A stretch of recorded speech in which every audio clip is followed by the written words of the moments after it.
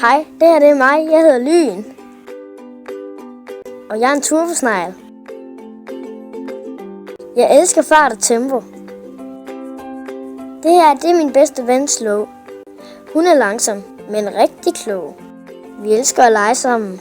Tit leger vi racerløb, og jeg prøver at vinde på hende. Men når det bliver for kedeligt, så racer jeg afsted. Nogle gange får Slow et forspring. Faktisk flere 100 sneglemeter, men jeg vinder altid. Gemmeleg, det er en af vores yndlingslege. Jeg plejer altid at gemme mig i busken. Her finder Slow mig aldrig. Slow snegler sig altid forvirret rundt.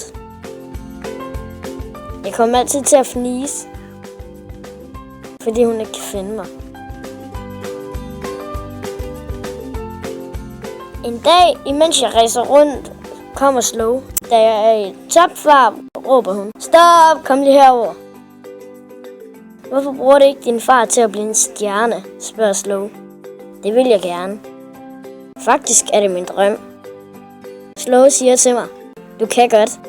Imens drømmer jeg om et stort racerløb på et stort stadion mod selveste Red Eye. Velkommen til Hedensted SFO Arena. Værv er flot og lue, og tilskuerne er ellevilde. I dag skal den store finale mellem Red Eye og Lyn finde sted.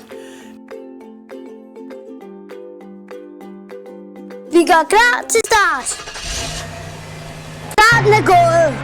Ikke overraskende stikker Red Eye afsted, men Lyn har en chance. Igennem det første sving, Red Eye fylder godt på banen.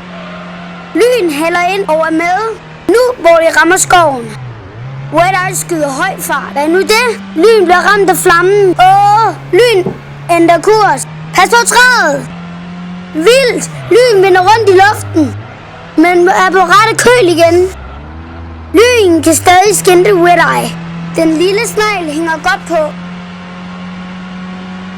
Skoven er mørk og snoet. De mistede forbindelsen i skoven.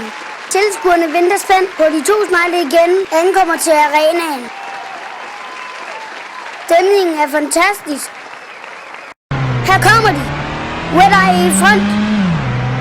Lyn er lige hælde på ham. Der er ikke langt til mål. Hvad kan Lyn stille op? Lyn trækker sin slingegun.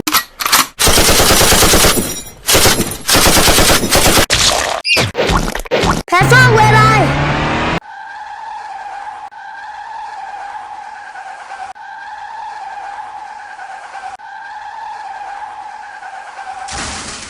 Lyn har skudt Red Eye ud af løbet med sin slimgun og er nu på vej mod sejren. Her kommer han! Lyn vinder! Folk er ellevilde. Lyn danser. Tillykke med sejren, Lyn. Det er fuldt fortjent.